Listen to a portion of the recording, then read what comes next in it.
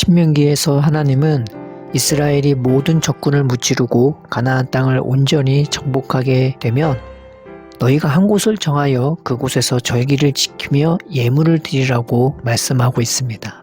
이 말씀은 다윗을 통해서 성취되었는데 바로 예루살렘을 그 한 곳으로 정하게 된 것이죠. 그리고 그곳에서 성전이 건축됩니다.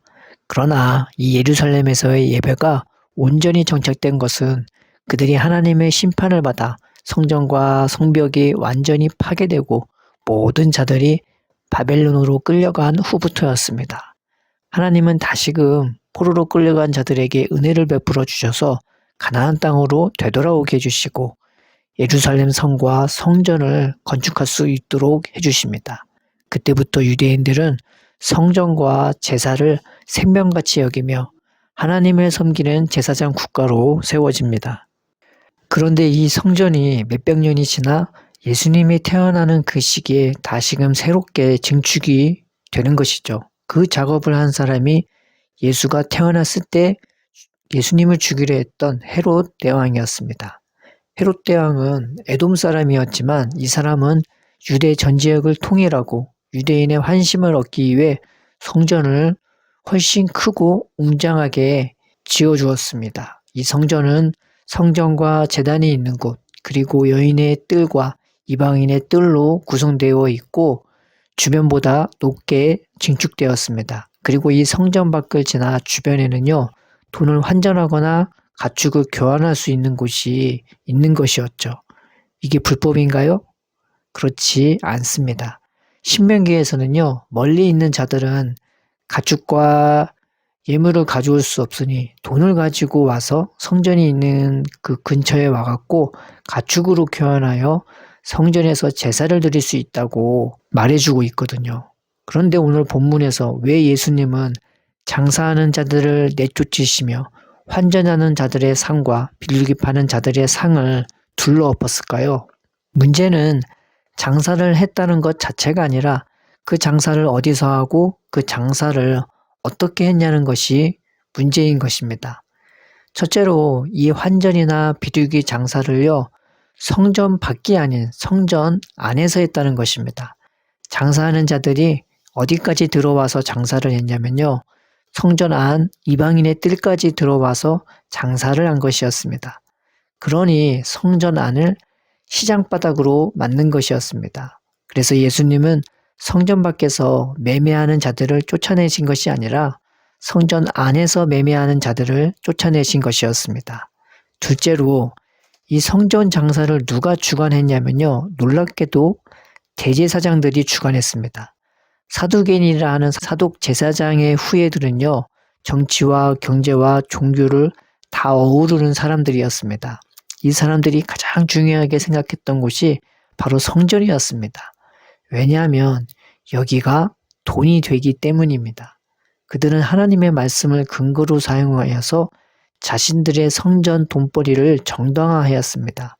그들은 성전 안과 밖에서 장사하는 자들에게 높은 세를 주고 자신들이 관리하는 가축을 비싼 가격에 팔게 했습니다. 그리고 그곳을 통해 거래되는 가축은 제사를 드릴 때 더 큰 혜택과 특권을 주는 것이죠. 설사 사람들이 직접 키운 더 좋은 가축을 가져온다고 해도 이 성전에서 거래된 가축만이 제물로서 인정이 되는 것이었습니다.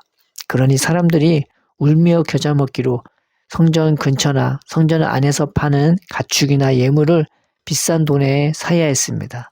심지어 비둘기는 가장 가난한 자들이 살 수밖에 없는 예물인데 그것조차 성전 밖이 아닌 안에서 팔게 하므로 가난한 자들은 말도 안 되는 가격에 그 비둘기를 사야 했습니다.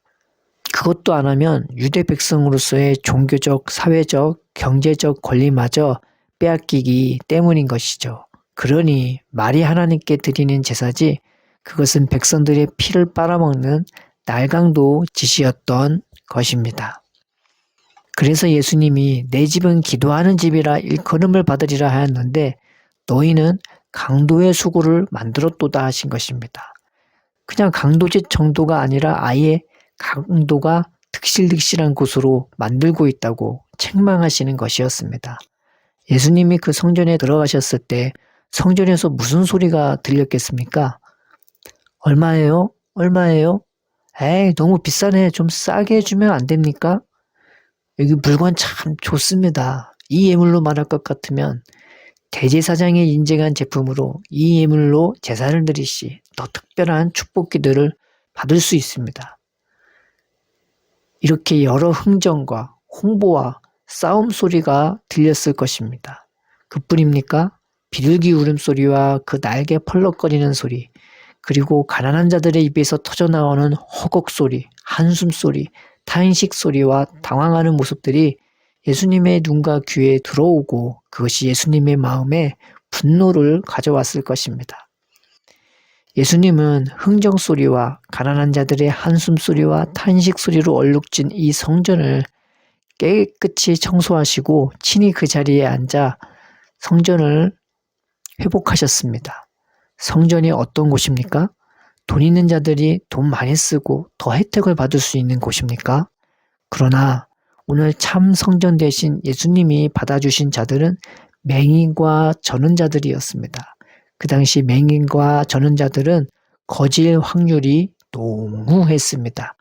그런데 그 비참한 몰골과 냄새나는 맹인들과 전원 거지들이 예수님 앞에 나가게 된 것이었습니다. 그래서 무슨 일이 일어납니까? 맹인의 앞을 보게 되고 전원자들이 바로 걷게 되어 어린아이같이 찬양하며 소리 지르게 됩니다. 더 이상 흥정 소리와 싸우는 소리와 비둘기 우는 소리와 가난한 자들의 탄식 소리가 아닌 기쁨의 소리, 찬양의 소리, 기쁨에 겨워 우는 소리로 성전이 채워지는 것이었습니다. 예수님이 그 성전에 계시자 성전의 원래 기능이 온전히 회복된 것이었습니다.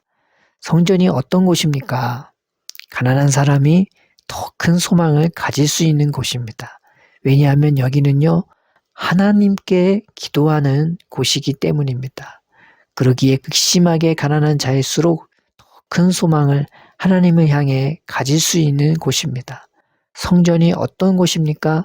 나같이 안못 보는 사람도 보게 해주는 곳입니다. 나같이 똑바로 걷지 못하는 사람도 바로 걸을 수 있게 해주는 곳입니다. 성전이 어떤 곳입니까? 나 같은 어린아이 같은 사람도 받아주는 곳입니다. 우리도 주님의 성전 아닙니까? 그러나 먼저는 우리의 참 성전 되신 예수님께 나아갑시다. 우리는 신앙이라는 것을 내 이익을 위해 악용하는 흉악한 강도이기도 하며 알고 보면 거지 같은 맹인이요 전은자요 어린아이 아닙니까? 그러니 우리가 예수님께 나아갑시다. 내 집은 기도하는 집이라 했으니 나 같은 죄인이요 맹인이요 전은자요 강도요 어린아이인 나의 기도를 우리 하나님 아버지가 불쌍히 여겨주셔서 들어주시지 않겠습니까?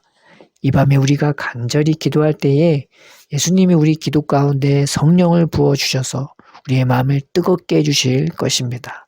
바라기는 우리가 예수님으로 말미암아 이 기도로 말미암아 바로 보고 바로 걷게 되어 작고 연약한 자들에게 믿음과 소망을 주는 하나님의 성전 되길 주의 이름으로 축복합니다.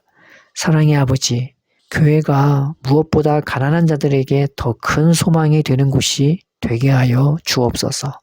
삶이 매우 고단하고 어려운 자들에게 교회가 놀라운 피난처 되길 원합니다. 우리가 주께 나아가오니 주께서 우리들을 먼저 고쳐주시고 새롭게 해주셔서 우리가 그런 교회가 되도록 우리를 세워주시고 사용하여 주옵소서. 예수님의 이름으로 기도드립니다. 아멘.